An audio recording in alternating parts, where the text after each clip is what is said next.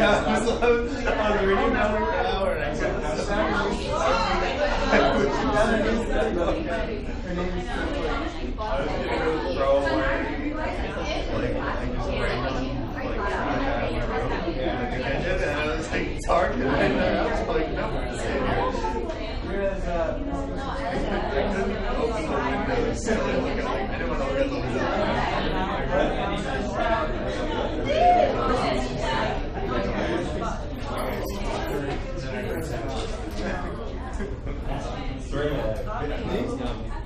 Yeah, but he got you. You really love these. Yeah, what's going on? You know what? Yeah, running around. That's so hard. Sorry. So like say possible / okay. If we did both like we wanted to do both grading sections like today and Wednesdays, that okay, or would that be perfect? Oh, bingo. You can do the rest of the course today. And then, we'll play cards instead of going to lab. I mean, we tried to space these things out so that you have a weekend work thing. Go to the end of the course, by all means, any schedule you want to get. The lectures are getting a little out of filter anyway. But, no, we're not going to say, I'm sorry, but when you reach the bottom of the day, you have to stop and walk away and only come back when we give you permission. So, no, by all means. On that note, however, well, it doesn't really matter. I mean, the fact is there are some of your classmates who won't be here today for various reasons. So, obviously, you'll have to explain what you've done to them. They come back and find bodies all covered in the section. You can just do a demonstration. Yes? Aren't you saying not do it today? No, do what you want. I don't care, really. I mean,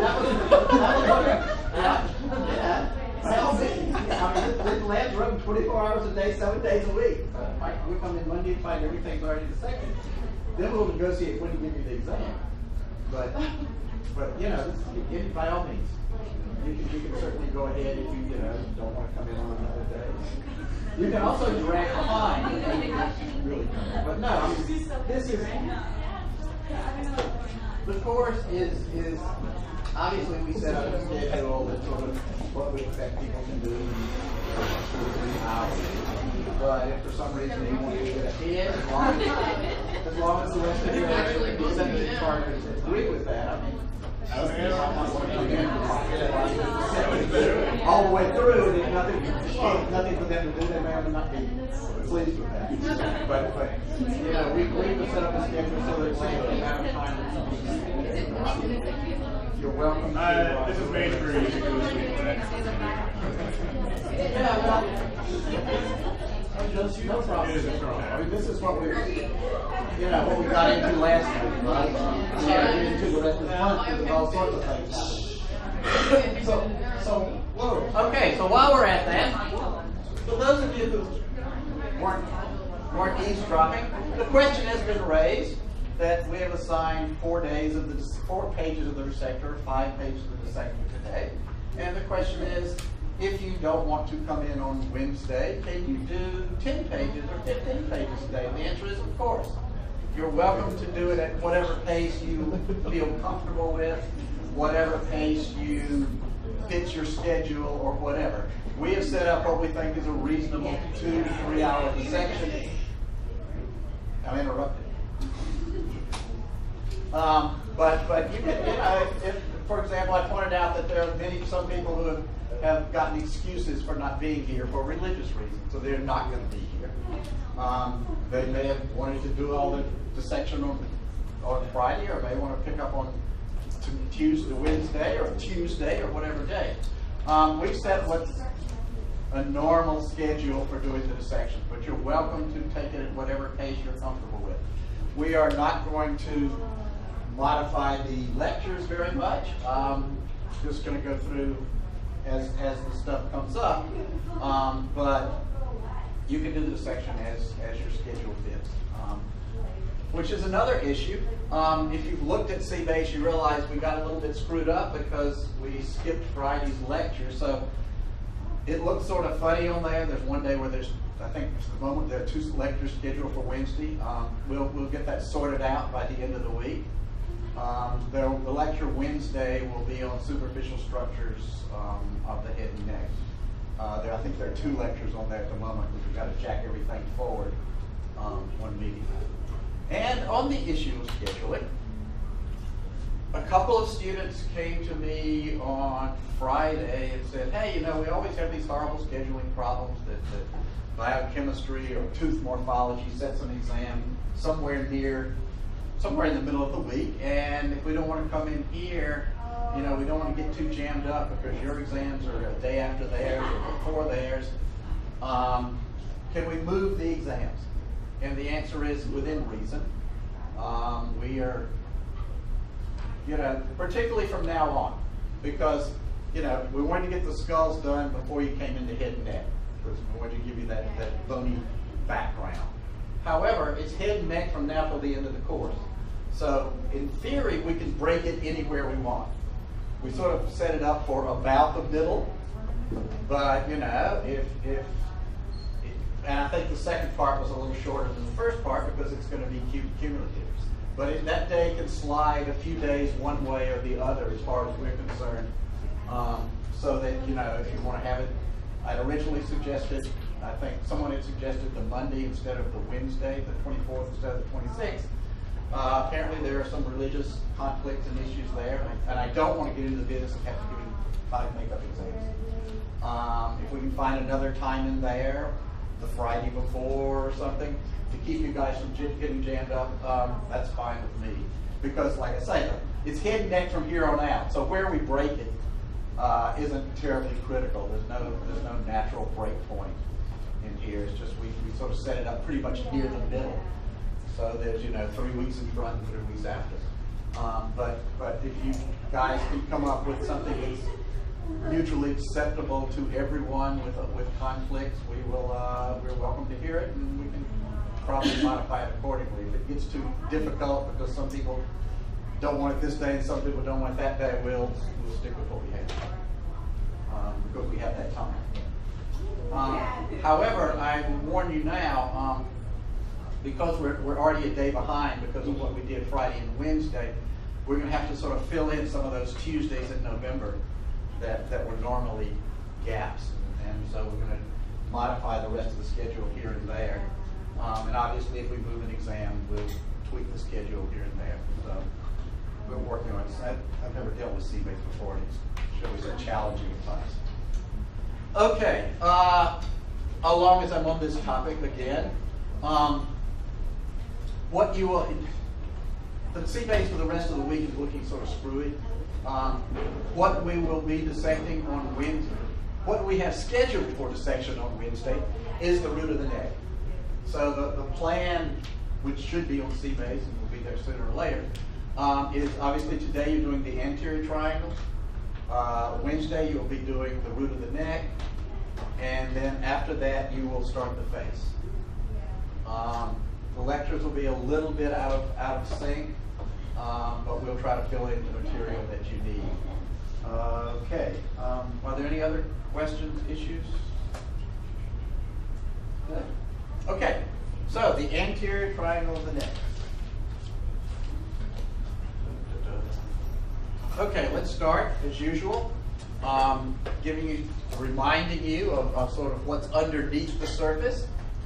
Okay, so obviously we're in this area down here in the back. We have our 7 cervical vertebrae, the atlas, the axis, and then this last one down here with the long spine, number 7. Since we're moving to the anterior part, you sort of need to know what the structures are that are on the front, which you can feel and you can sort of see to some degree. So here we have, obviously we know the trachea, right? That's how air gets from the mouth and nose down to the lungs. Just above that is the larynx, okay, the voice box, the thing that enables you to talk. There are two main cartilages, some little bitty guys there as well.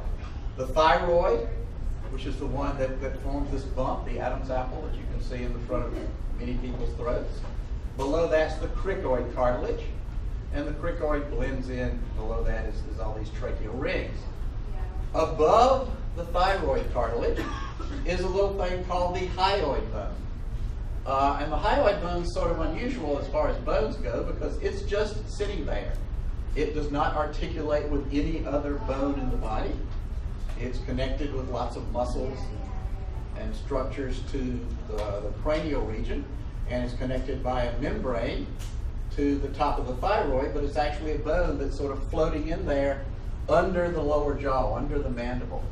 And if you try to palpate the hyoid, you'll find that its position can vary greatly in your cadaver. Sometimes it can be fairly low, sometimes it can be tucked up here, well up here under the mandible, and you can't even find it in palpation, depending on what the muscles have done in the course of embalming. Okay, here's a blow up to show you in more detail. So here's the tracheal rings, here's that cricoid cartilage, and then the thyroid cartilage. We're going to go into the larynx a lot more detail later in the course, but since they're right underneath the muscles you're dissecting today, you sort of need to know what the landmarks are. So between the cricoid and the thyroid is a membrane known as the cricothyroid membrane. Pretty straightforward. Between the thyroid cartilage and the hyoid bone is another large membrane known as the thyrohyoid membrane. So these things are connected by these tough membranes. And again, here's the hyoid bone up there, the thyroid cartilage. And there's a series of little muscles here connecting the cricoid cartilage down here and the thyroid cartilage up there, which is the cricothyroid muscles, which are covering up the membrane below. Like I said, we'll get into this in much more detail towards the end of the course, one of the last sections. A little bit more detail, this hyoid bone, because we're going to see some various structures that attach to it in different ways today. So this is the body of the hyoid, sort of a horseshoe type shaped bone. Okay, there's this long process extending posteriorly, a right and a left, one on each side, known as the greater horn of the hyoid. And then there's this little process, nowhere near as big as the big one, which is known as the lesser horn of the hyoid.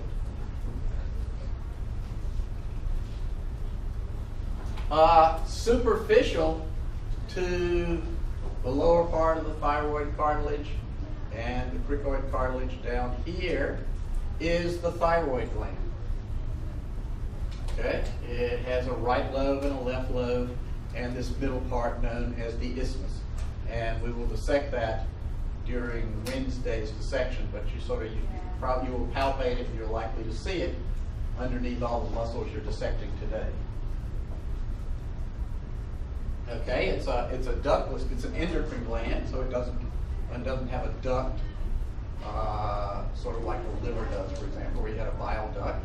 It secretes directly into the bloodstream. It secretes something called thyroxine, which is a hormone that controls metabolic rate. Okay, back to our triangles.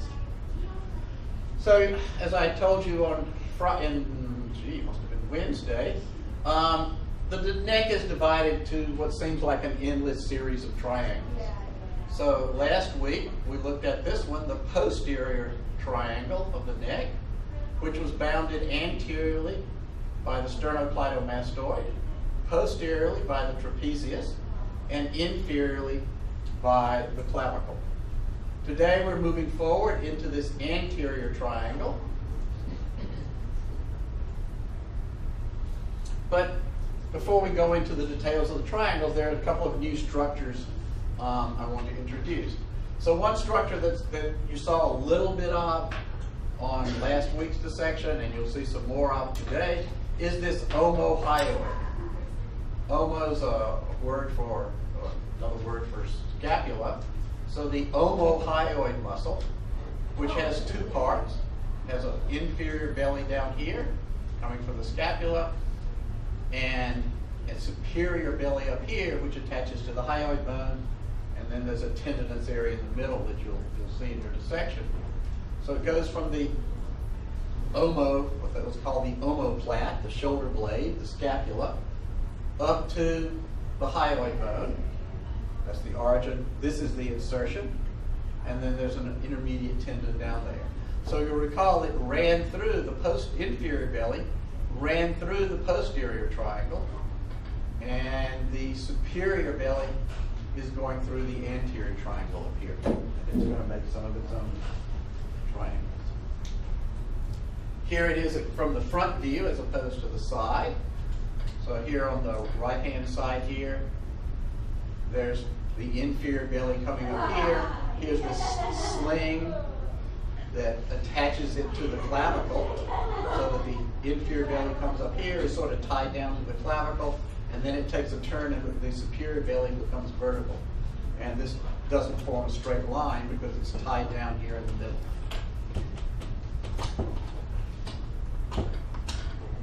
Another one of these two-part muscles that you'll see a lot of today is the digastric muscle.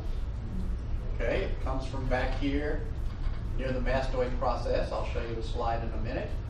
Comes down, and then it's got an intermediate tendon. So this is the posterior belly. It's tied down to the hyoid bone by a little sling here. And then there's the anterior belly, which goes forward and inserts on the inside of the mandible here in a groove known as the digastric fossa. Okay, so let's review these bits of bony stuff that we saw last week. All right, here's the underside of the skull. Okay, here's this temporal bone with all these different things here. And right here is this mastoid process. Okay, that big projection right at the back of the temporal bone. And just posterior to it is a big groove known as the digastric groove.